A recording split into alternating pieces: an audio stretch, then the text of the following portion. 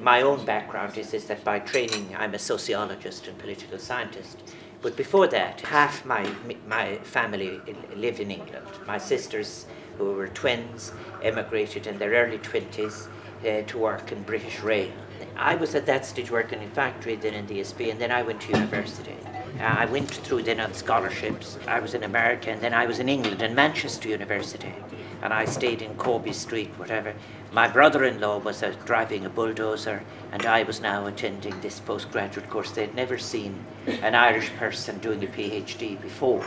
They used to say to me, "You must come and tell us sometime about your own people," just like they would about the Azandi or the Nuer or all of these others that we were studying. Well, good idea. But among the Irish I became very interested in were the 250,000 Irish people who left Ireland between 1955 and 1960.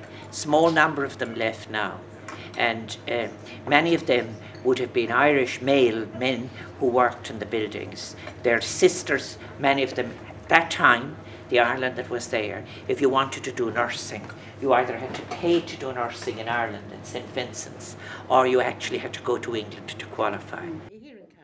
The thing that bothers me is, I'm 81 years of age.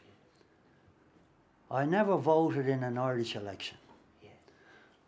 And I think that the Irish people that came to this country should have been carrying their right to vote in Irish elections. In other words, we should have a vote in your election. Yes. And instead of that, we've been just cut off completely. One of the things that's very important about it is this. There is a convention coming up on the Constitution. Now, I think that's appropriate after 75 years. We should look at our Constitution, which is after all written towards the end of the 30s for the 1930s. But I think that convention will probably take place in the spring. And I think that the groups represented by the Irish abroad should be preparing their submissions to that. There's another argument you could have made in your case, for example, as well. For a very long time in the annual accounts in Ireland, immigrants' remittances figured up there. It was the money sent home that kept the country going, and so on.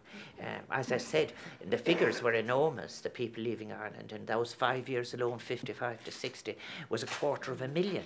And that was 250,000 of a much smaller population than now. So it was a huge proportion, Yes. 2.8 billion. That was written in 1999. Yes. On Irish immigrant remittances. Exactly. Yeah. This is the total sum for over the 30-year period. People are moving over here because they want to succeed in business. Yes. They want to develop their careers, and they're coming here part out of necessity, but also out of choice. But you are right about telling the positive story.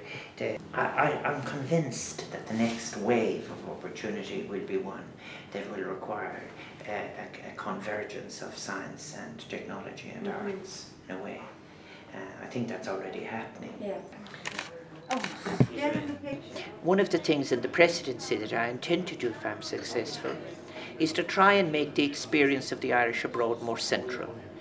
Try and not just say hello to you on St. Patrick's Day, but find ways, for example, of keeping a connection with particularly the young people and keeping a connection with the associations and the volunteers who are looking after Irish people wherever they are. In the end, it's called Uachtarán na hÉireann, and what you say when you're being invested as president is, I dedicate my abilities to the welfare of the people of Ireland. In Irish, it's much stronger.